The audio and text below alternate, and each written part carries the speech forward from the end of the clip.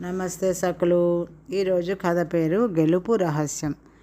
రాజు చంద్రసేనుడి ఆస్థానంలో ఉండే సర్వమిత్రుడిని మాటల్లో ఎవరూ గెలవలేకపోయేవారు. రాజు అతడి చేత చమత్కారంగా మాట్లాడించి వినోదించేవాడు. ఒకసారి ఆయనకు సర్వమిత్రుడి కన్నా మాటకారులు ఎవరైనా ఉన్నారేమో తెలుసుకోవాలనిపించింది. అందుకు ఏం చేయాలి అని ఆయన సర్వమిత్రుడినే సలహా అడిగాడు. మాటల్లో నన్ను గెలిచిన వారికి 100 వరహాలు బహుమతి ప్రకటించండి. బహుమతికి ఆశపడి అడ్డమైన వాళ్ళు పోటీకి రాకుండా ఓడిన వాళ్లకు 1000 వరహాల జరిమానా అనండి. అందరూ అంత డబ్బిచ్చుకోలేరు కాబట్టి అలాంటి వాళ్లకు 10 కొరడా దెబ్బల శిక్ష విధించండి అన్నాడు సర్వమిత్రుడు. రాజుకు ఈ నియమావళి బాగా నచ్చింది. దీన్ని గురించి ఆయన దేశమంతటా ప్రకటన చేయించాడు. అది విని చాలామందికి రాజధానికి తరలి రావాలనిపించింది. మొదటి రోజునే అలా వచ్చిన వాళ్ళు 100 మంది దాకా ఉన్నారు. షరతు ఎంత కఠినంగా ఉన్నప్పటికీ ఇంతమంది తెగించి వచ్చారు అంటే వాళ్ళల్లో కొందరైనా మంచి తెలివి గలవాళ్ళు, మాటకారులు అయి ఉండాలి. మిగతా వాళ్ళు డబ్బాస కొద్దీ మొండి ధైర్యంతో వచ్చి ఉంటారు. ఇలా ఆలోచించి సర్వమిత్రుడు రాజును పోటీకి 10 రోజుల గడువు అడిగాడు. ఆ 10 రోజుల్లో అతడు మారువేషంలో పోయి అందరినీ కలిసి మాట్లాడాడు. మాటగారితనంలో సర్వమిత్రుడి గొప్పతనం గురించి చెప్పి వాళ్ళను బెదరకొట్టాడు. చాలామంది వచ్చిన దారి పట్టి వెళ్ళిపోయారు. పోటీకి వచ్చిన వాళ్ళల్లో గుణశీలుడు అనేవాడు చాలా తెలివైనవాడుగా సర్వమిత్రుడికి కనిపించాడు. మాటల్లో తను అతడితో నెగ్గలేనని కూడా అనుమానం కలిగింది. ఒకసారి ఓడడం జరిగితే రాజు ఇక తన ముఖం చూడడు. సర్వమిత్రుడు తానెవరైంది గుణశీలుడికి చెప్పి పోటీల్లో పాల్గొనని పక్షంలో 200 వరహాలు ఇస్తానన్నాడు. గుణశీలుడు పేదవాడు కావడంతో పోటీ కంటే ఇదే నయమనిపించి డబ్బు తీసుకుని వెళ్ళిపోయాడు. మిగతా వారిని అందరినీ సర్వమిత్రుడు పోటీలో అవలీలగా ఓడించి రాజు వద్ద నుంచి పెద్ద బహుమానం తీసుకున్నాడు. కొద్ది నెలలు గడిచాక రాజు మళ్ళీ పోటీ ఏర్పాటు చేశాడు. ఈసారి కూడా పోటీకి గుణశీలుడు వచ్చాడు. సర్వమిత్రుడు 200 వరహాలు ఇస్తానంటే గుణశీలుడు చాలదు అన్నాడు. ఆఖరికి 500 వరహాలు తీసుకుని అతడు వెళ్ళిపోయాడు. సర్వమిత్రుడు మిగతా వారిని ఓడించి రాజు నుంచి మళ్ళీ బహుమానం పుచ్చుకున్నాడు. మూడోసారి పోటీ ఏర్పాటైంది. గుణశీలుడు ఉత్సాహంగా బయలుదేరాడు. అతడి తండ్రి 2 సార్లు వెళ్ళి డబ్బు సంపాదించుకుని వచ్చావు. రాజులతో వ్యవహారం ప్రమాదం, జాగ్రత్త నాయనా అన్నాడు. అసలు నేను ఇంతవరకు పోటీలో పాల్గొననే లేదు అంటూ గుణశీలుడు తండ్రికి జరిగినదంతా చెప్పాడు. తండ్రి ఆశ్చర్యపోయి, వెర్రివాడా, నీకు మాటల్లో ఉన్న తెలివితేటలు లోక వ్యవహారంలో లేదు. సర్వమిత్రుడు నీ మాటగారితనానికి భయపడే డబ్బిస్తున్నాడు. ఈసారి నువ్వు పోటీకి రాజు దగ్గరకు తప్పకుండా వెళ్ళు. సర్వమిత్రుడు ఇచ్చే డబ్బు తీసుకోకు. పోటీలో గెలిచి రాజు ప్రాపకం సంపాదించుకో అన్నాడు. ఈసారి సర్వమిత్రుడు గుణశీలుడికి 1000 వరహాలు ఇస్తానన్నాడు. గుణశీలుడు వద్దన్నాడు. అతడి వల్ల తనకు ప్రమాదం తప్పదని భయపడిన సర్వమిత్రుడు రాత్రికి రాత్రి తన మనుషుల ద్వారా అతడిని బంధించి ఒక అరణ్య ప్రాంతాన వదిలించి పెట్టాడు. గుణశీలుడు అక్కడి నుంచి తిరిగి వచ్చేసరికి పోటీలు అయిపోయాయి. ఆ తర్వాత గుణశీలుడు ఎన్నో ప్రయత్నాలు చేశాడు. కానీ ఒక్కసారి కూడా సర్వమిత్రుడు అతన్ని పోటీలో పాల్గొననివ్వలేదు. నానాటికి గుణశీలుడి పంతం పెరగసాగింది. అతడు మారువేషంలో వెళ్ళినా, తెలివి తక్కువగా మాట్లాడినా కూడా సర్వమిత్రుడు అతడిని గుర్తించగలుగుతున్నాడు. అప్పటికి పోటీలు 10 సార్లు జరిగాయి. 11వ పర్యాయం గుణశీలుడు వచ్చిన జాడ సర్వమిత్రుడు తెలుసుకోలేకపోయాడు. తీరా పోటీ సమయంలో అతడు పోటీదారుల మధ్య కనిపించేసరికి సర్వమిత్రుడికి గుండె దడ పుట్టింది. ముందుగా పోటీదారుల మధ్య వారిలో వారికి ఒక పోటీ ఏర్పాటైంది. గుణశీలుడు వాళ్లతో, ఒకసారి నేను కీకారణ్యంలో నడుస్తూ ఉండగా ఎదురుగా 6 అడుగుల పెద్ద పులి కనిపించింది అన్నాడు. నిజంగానా అన్నారు పోటీదారులందరూ ఆశ్చర్యంగా. మీరు అడగవలసిన ప్రశ్న అది కాదు, ఎలా బతికి బయటపడ్డావు అని. అవునా అన్నాడు గుణశీలుడు. రాజు చిన్నగా చప్పట్లు చేర్చి ఆహా అన్నాడు. అప్పుడు గుణశీలుడికి సర్వమిత్రుడికి మధ్య పోటీ ప్రారంభం అయింది.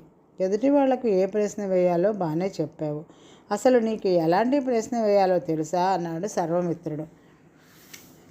నా ప్రశ్న సంగతి తర్వాత చెప్తాను. ఇప్పుడే ఒక సంగతి చెప్పి దానికి ఏం ప్రశ్న వేయాలో కూడా చెప్పాను. అదే సంగతి నీకు మరొకసారి చెప్తే ప్రశ్న అడగటంలో నీవేమైనా తెలివితేటలు చూపగలవా అన్నాడు గుణశీలుడు. చెప్పి చూడు, నీకే తెలుస్తుంది అన్నాడు సర్వమిత్రుడు హేళనగా.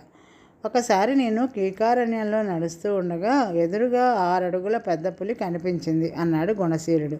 అప్పుడు నువ్వు ఎలా బతికి బయటపడ్డావు అన్నాడు సర్వమిత్రుడు. అది సామాన్యమైన తెలివి గలవాళ్ళు వేయవలసిన ప్రశ్న.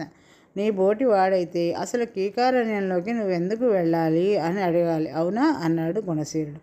రాజు కుతూహలంగా ఈ సంభాషణ వింటున్నాడు. గుణశీలుడు చెప్పినట్లే సర్వమిత్రుడు అడిగాడు. ఎందుకేమిటి?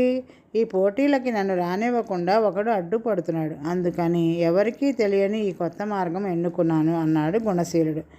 సర్వమిత్రుడికి ముచ్చెమటలు పోశాయి. గుణశీలుడు తెలివిగా తన నేరాన్ని బయటపెట్టే ప్రయత్నం చేస్తున్నాడు. తను ఈ ఎత్తుకి పై ఎత్తు వేయాలి.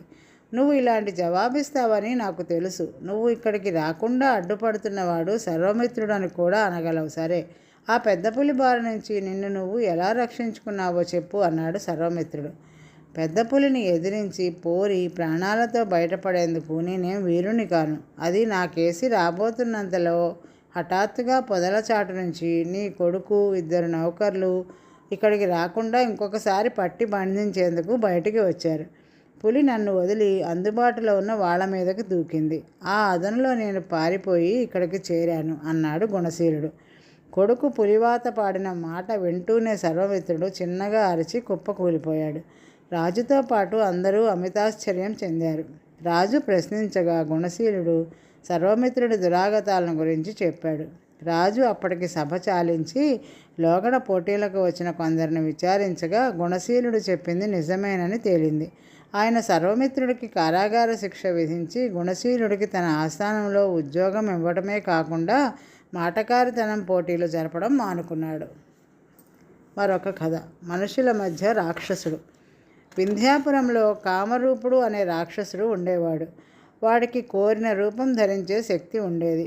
వాడికి కొంతకాలానికి జీవితంపై విరక్తి పుట్టి చచ్చిపోవాలి అనుకున్నాడు. కానీ ఎలా చావాలో వాడికి తెలియలేదు.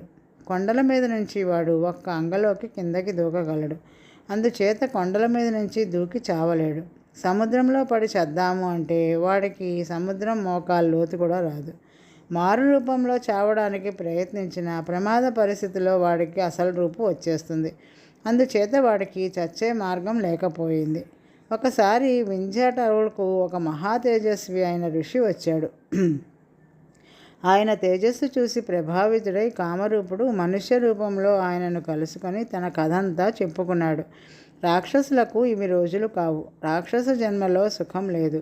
నువ్వు జీవితం చాలించాలనుకోవడం మంచిదే, కానీ నీకు ఇంకా చాలా ఆయుష్ ఉన్నది. ఇప్పుడు నీవు చనిపోతే ఆ ఆయుష్ కోసం మరో జన్మ ఎత్తవలసి వస్తుంది. ఏ జన్మ కావాలో కోరుకో, నీకు ఈ జన్మ నుండి విముక్తి కలిగిస్తాను అన్నాడు ఋషి. అయితే కామరూపుడికి ఏ జన్మ కోరుకోవాలో తెలియక ఋషినే సలహా అడిగాడు. అన్ని జన్మలలోనికి ఉత్తమమైనది మానవ జన్మ, అదే కోరుకో అన్నాడు ఋషి కామరూపుడితో. ఋషి మాటలలో ఎంత నిజం ఉన్నది తెలుసుకోవడానికై మనుషుల మధ్య కొంతకాలం ఉండి వస్తానని కామరూపుడు బయలుదేరాడు. వాడు మనిషి రూపంలో ఒక నగరం చేరుకున్నాడు. అక్కడ వాడు ఒక ఇంట మకాం పెట్టి మనుషులను గమనించసాగాడు. మనుష్యులు నీతి నియమాలు పాటిస్తూ ఎంతో హాయిగా జీవిస్తున్నట్టు వాడికి తోచింది. ఆ నగరానికి వీరసింహుడు అనేవాడు రక్షకుడు. వీరసింహుడు నగర రక్షకుడిగా ఉండగా నగరానికి ఎవరి వల్ల ఎలాంటి ప్రమాదము ఉండదని నగరవాసులకు గట్టి నమ్మకం. ఆ వీరసింహుడి ప్రతాపం ఎటువంటిదో తెలుసుకోవాలని ఒకసారి కామరూపుడు అతన్ని చూడబోయాడు.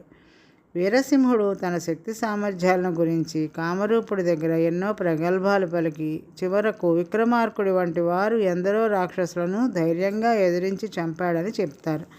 అవకాశం దొరికితే నేను కూడా అలా చేయగలను అన్నాడు. కామరూపుడు వెంటనే తన అసలు రూపం ధరించి నా చుట్టూ 3 మారు ప్రదక్షిణం చేసి నా కాళ్లకు మొక్కితే నిన్ను ప్రాణాలతో వదిలిపెడతాను అన్నాడు. వీరసింహుడు వణికిపోతూ రాక్షసుడి చుట్టూ 3 సార్లు తిరిగి కాళ్ళ మీద పడ్డాడు. మనుషుల ప్రతాపం ఏపాటిదో తెలుసుకుని కామరూపుడు అక్కడి నుంచి మాయమయ్యాడు. ఆ నగరంలోనే ఒక ధనికుడు ఉన్నాడు. ఆయనకు హేమాంగి అనే ఒక కూతురు ఉన్నది. ఆమెకు పెళ్ళీడు వచ్చింది. ఆమెకు పెళ్లి చేయాలని అందమైన యువకుడు రూపంలో ఉన్న ధనికుడిని చూడబోయి హేమాంగుని పెళ్లాడుతాను అన్నాడు. ధనికుడు అతన్ని అనేక ప్రశ్నలు వేసి అభ్యంతరాలు చెప్పాడు. కామరూపుడు తన అసలు రూపు ధరించి, నీ కూతుర్ని నాకిచ్చి పెళ్లి చేస్తావా చేయవా అని అడిగాడు. ధనికుడు నిలువున వణికిపోతూ తనను చంపవద్దని వేడుకుని తన కూతుర్ని ఆ రాక్షసుడికి ఇచ్చి పెళ్లి చేయడానికి ఒప్పుకున్నాడు. కామరూపుడు దిక్కులు పిక్కటిల్లేటట్లు నవ్వి అక్కడి నుంచి అదృశ్యమయ్యాడు. మనుషులలో ఉండే ప్రేమాభిమానాల డొల్లతనం వాడికి తెలిసింది.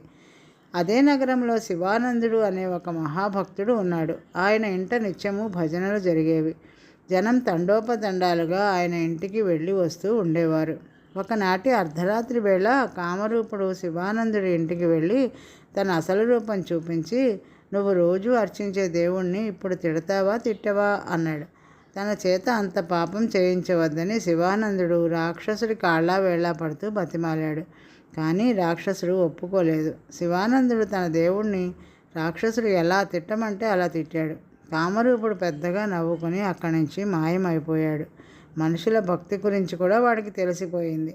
కామరూపుడు తిన్నగా వింజాటవులకు వెళ్ళి ఋషిని కలుసుకొని, తమరు మానవ జన్మ ఉత్తమమైనదని అన్నారు, కానీ మనుషులు అవకాశవాదులు. వాళ్ళు సృష్టిలోని సమస్త జంతుజాలాలని తమ అదుపులోకి తెచ్చుకొని నాగరికత సృష్టించుకొని హాయిగా జీవిస్తున్నప్పటికీ వాళ్ళ జీవితం అంతా నాటకం, ఒత్తి బూటకం.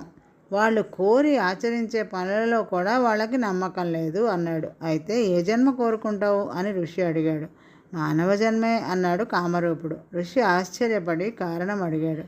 ఎంత బూటకంగా జీవిస్తున్నా, ఎంత నాటకంగా జీవిస్తున్నా ఇది మానవుల కాలం. ఎన్ని శక్తులున్నా నాకు జీవితం మీద విరక్తి పుట్టింది. కానీ మనుషులలో జీవితం మీద ఆశ ఉన్నది. వాళ్ళు చావు అంటే భయపడతారు. చావును దూరంగా ఉంచడానికి వాళ్ళు తమ విశ్వాసాలన్నింటినీ విసర్జించగలరు. మనిషికి జీవించటంలో ఏదో ఆకర్షణ ఉన్నది. బతికి ఉన్నంత కాలము జీవనకాంక్ష ఉండే ఈ మానవ జన్మ నాకు నచ్చింది అన్నాడు కామరూపుడు. ఋషి మంత్రజలం చల్లగానే వాడు చనిపోయి త్వరలోనే నగరంలో ఎక్కడో మనిషిగా పుట్టాడు. రోజుకి కథ సమాప్తం సకలు. తిరిగి మరొక కథతో రేపు కలుద్దాం. నమస్తే.